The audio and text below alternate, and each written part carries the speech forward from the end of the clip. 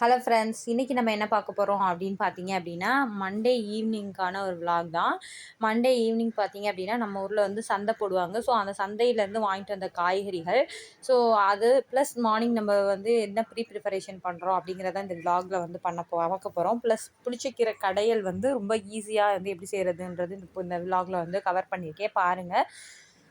நான் வந்து காய்கறிகள்லாம் ரொம்ப மினிமமாக தான் வந்து வாங்கிப்பேன். ஏன்னா நம்ம ஊரில் வந்து பக்கத்துலேயே கடைகள் இருக்குது அப்படின்றதுனால நம்ம தேவையானதப்போ போய் ஃப்ரெஷ்ஷாக வந்து வாங்கிக்கலாம். முடிஞ்ச அளவுக்கு உங்களுக்கும் பக்கத்தில் இருந்தது அப்படின்னா வந்து ஃப்ரெஷ்ஷாக அப்பப்போ வாங்கிக்கோங்க. அதனால் குறைவாக தான் வாங்கியிருந்தேன்.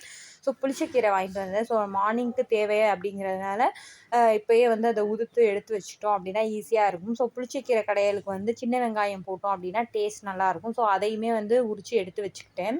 அடுத்தது பார்த்தீங்க அப்படின்னா, இது 2க்கும் சைட் டிஷ் வந்து பார்த்தீங்க அப்படின்னா, கருவாடு அந்த தலையெல்லாம் எடுத்து நீக்கி வச்சுக்கிட்டோம் அப்படின்னா, மார்னிங் எழுந்திரிச்சோன்னே அப்படியே தண்ணி ஊற்றி ஊற வச்சிடலாம். நம்மளுக்கு தேவையான அரிசி எல்லாமே வந்து என்னெல்லாம் நாளைக்கு பண்ண போகிறோமோ அதெல்லாம் எடுத்து இந்த மாதிரி ரெடியாக வச்சுட்டோம் அப்படின்னா, காலைல கொஞ்சம் சப்போஸ் நம்ம லேட்டாக எழுந்திரிச்சாலும் சரி, இல்லை சீக்கிரமாக எழுந்திரிச்சாலும் ஒரு ஹரிபரியாக பண்ணணும் அப்படின்னு இல்லை. எழுந்திரிச்சு கொஞ்சம் ரிலாக்ஸாக வேலை பார்க்கலாம். ஸோ அதுக்கு தேவையான எல்லாமே வந்து ரெடி பண்ணி வச்சாச்சு. அடுத்து மார்னிங் பார்த்தீங்க அப்படின்னா, புளிச்சக்கீரை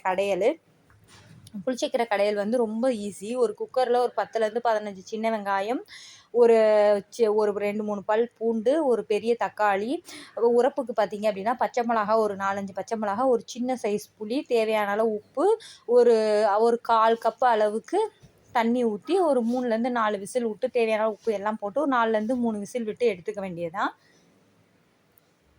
நல்லா இந்த விசில் போனதுக்கப்புறம் அந்த ப்ரெஷர் ரிலீஸ் ஆகிற கேப்பில் வந்துட்டு இந்த மாதிரி வந்து கருவாடுக்கு வந்து மசாலா தடவி எடுத்து வச்சுக்கலாம். மசாலா தடவி எடுத்து வச்சுட்டு நம்மளும் ஒரு டீயை குடிச்சிட்டு அப்புறமா வந்து இந்த புளிச்சக்கீரை வந்து வந்துருச்சு. அந்த ப்ரெஷரும் நல்லா ரிலீஸ் ஆகிடுச்சு. இப்போ வந்து என்ன பண்ணுறோம் அப்படின்னா, இந்த புளிச்சக்கீரை கடையில் வந்து அந்த தண்ணி கொஞ்சமாக இருக்கும்.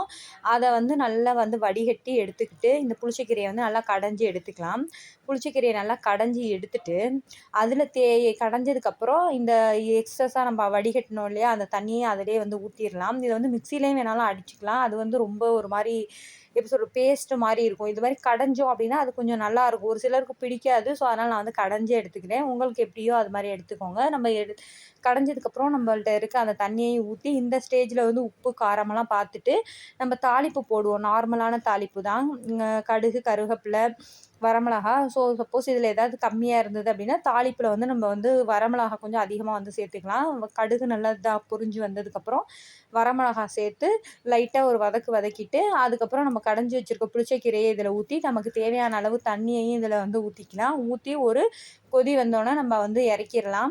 இந்த கேப்பில் வந்து கொதி வந்தோடனே இறக்கிற வேண்டியதான். இந்த புளிச்சக்கீரை பார்த்திங்கன்னா இந்த சம்மர் டைமில் அடிக்கடி எடுத்துக்கிறது ரொம்ப நல்லது. குளிர்ச்சி, ரொம்ப பட்ஜெட் ஃப்ரெண்ட்லியாக வந்து கிடைக்கிறது, சீப் அண்ட் பெஸ்ட்டாக கிடைக்கக்கூடியது.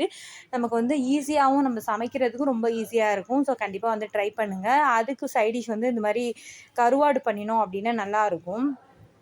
இதில் ஒரு டிப்ஸ் என்ன அப்படின்னு பார்த்தீங்க அப்படின்னா, இந்த மாதிரி கருவாடெல்லாம் நம்ம வறுக்கும்போது தோசை தவாவில் வறுக்கிறோம் அப்படிங்கிறப்ப கருவாடுன்னு இல்லை, நீங்கள் எது வறுக்கிறதா இருந்தாலும் இந்த மாதிரி வறுக்கிறதுக்காக நீங்கள் யூஸ் பண்ணீங்களோ குழியாக இருக்கிற மாதிரி தோசைக்கல் யூஸ் பண்ணீங்க அப்படின்னா ஆயிலும் கம்மியாக இருக்கும், சீக்கிரம் வந்துட்டு குக்காகி வந்துடும்.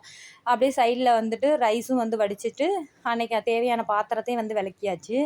குழந்தைங்களுக்குன்னு இல்லை, பெரியவங்களும் வந்து இந்த மாதிரி ட்ரை ஃப்ரூட்ஸை வந்து ஊற வச்சு, அதாவது கருப்பு திராட்சை உலர்ந்த கருப்பு திராட்சையை ஊற வச்சு அந்த தண்ணியை குடித்தோம் அப்படின்னா நம்மளுக்கு ஹீமோகுளோபின் இன்க்ரீஸ் ஆகும். இந்த குழந்தைங்களுக்குலாம் பார்த்திங்க அப்படின்னா அந்த மோஷன் ப்ராப்ளம்ஸ் இருக்கும், அதுக்குமே வந்து இது வந்து ரொம்ப ஹெல்ப் பண்ணும். ஸோ அதனால் அதை ஊற வச்சுருந்தேன்.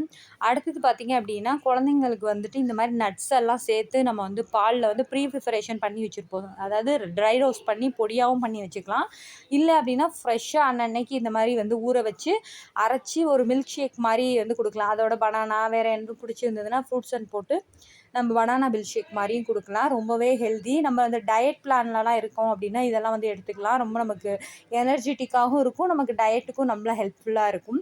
இந்த விலாக் உங்களுக்கு பிடிச்சிருந்தது அப்படின்னா மறக்காமல் லைக் கொடுங்க. இது மாதிரி யூஸ்ஃபுல்லான வீடியோஸ்க்கு நம்ம சிக்னி சேனலை மறக்காமல் சப்ஸ்கிரைப் பண்ணிக்கோங்க. இது மாதிரி இன்னொரு யூஸ்ஃபுல்லான வீடியோவில் பார்க்கலாம். அது வரைக்கும் டாட்டா.